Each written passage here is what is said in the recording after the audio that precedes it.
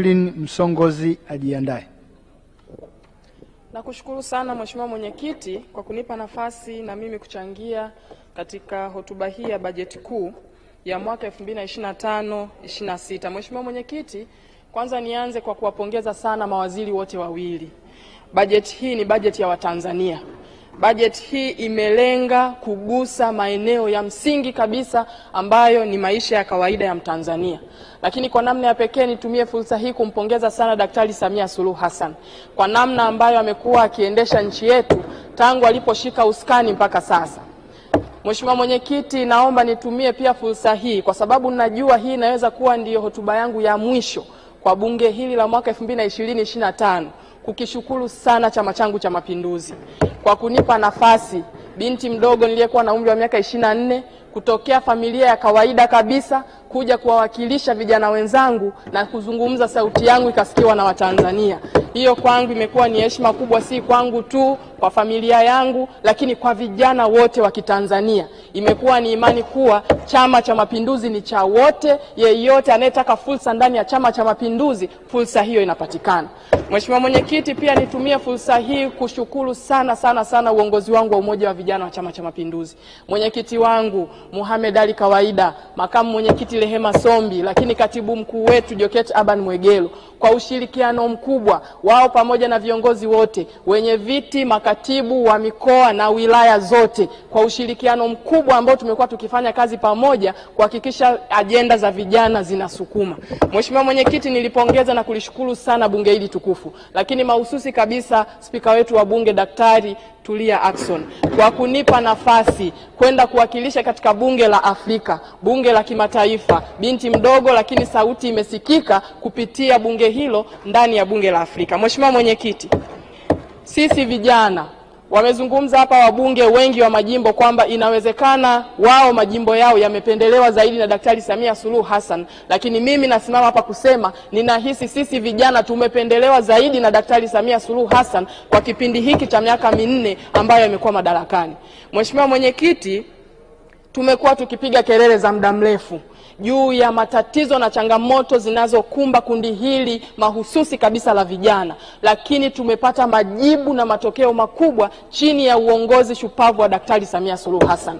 Wote tunafahamu katika sekta ya elimu tumepiga kelele muda mrefu kwamba changamoto namba 1 inayomfanya kijana wa Kitanzania haajiriki ni changamoto zilizo katika mfumo wetu wa elimu. Leo hii tunavyozungumza hapa tumepitisha sera mpya ya elimu, mitaala mipya ambayo inakwenda kutoa majibu kwa changamoto zote za kijana. Lakini Daktari Samia Suluhu Hassan alipoingia tu alituita vijana katika mkoa wetu wa Mwanza, akatupa maelekezo, akatoa maelekezo kwa serikali na maelekezo hayo yametekelezwa. Tunavyozungumza sasa, ilikuwa ni kilio cha muda mrefu. Vijana wanaokopeshwa mikopo ya vyuo vikuu walikuwa wanapata changamoto sana katika zile 6% za retention fee, lakini 10% za adhabu ya kuchelewa kulipa mikopo ile. Daktari Samia Suluhu Hassan alifuta vyote hivyo 6% na 10%, na leo hii hatuna tena mambo hayo. Lakini tunavyozungumza sasa, Mheshimiwa Mwenyekiti, katika elimu yetu tuna ongezeko kubwa la budget katika mikopo ya elimu ya juu kutoka bilioni 484 mpaka bilioni 787,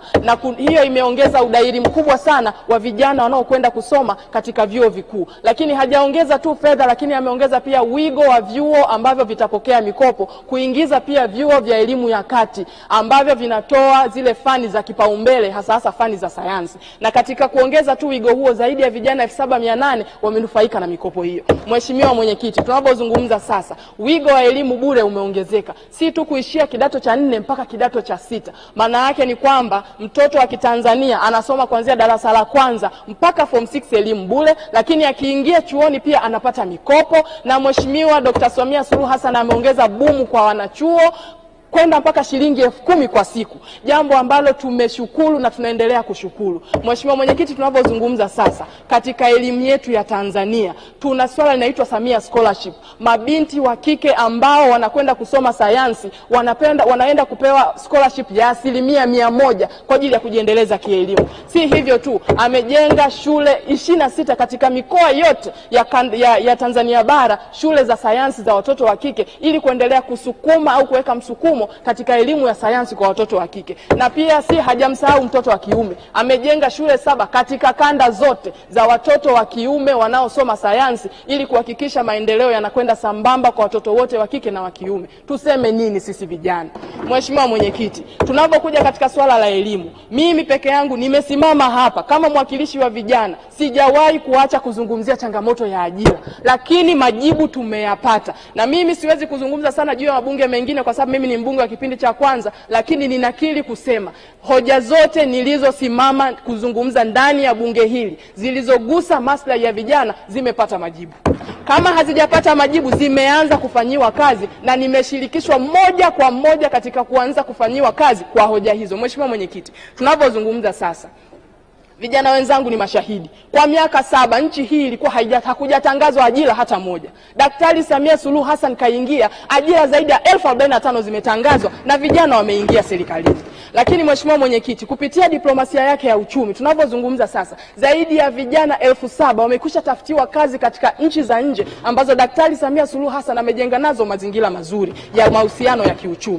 Tunapozungumza sasa, Mheshimiwa Mwenyekiti, ilani ya Chama cha Mapinduzi ambayo tulitumia kuomba kura mwaka 2020 iliahidi ajira milioni 8 kwa Watanzania. Lakini Daktari Samia Suluhu Hassan kupitia kuongeza uwekezaji na kuongeza ajira kupitia sekta binafsi, leo hii ajira zaidi ya milioni 8 na 1084 zimekwisha tolewa kwa Watanzania, zaidi ya 100% ya ahadi ambayo tumetoa. Tuseme nini sisi vijana?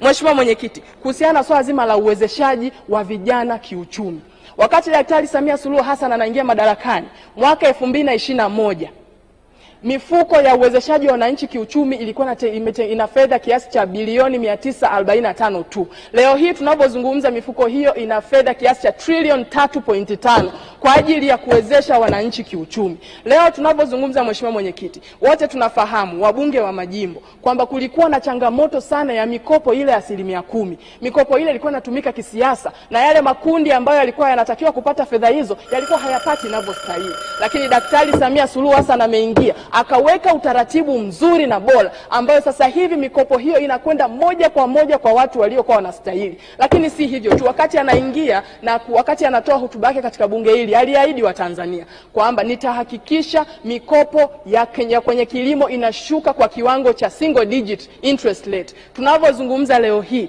wakulima watatoa ushahidi kwamba benki zetu, si benki ya kilimo peke yake, lakini mpaka benki za kibiashara zinatoa mikopo kwa 9% tu kwa wakulima.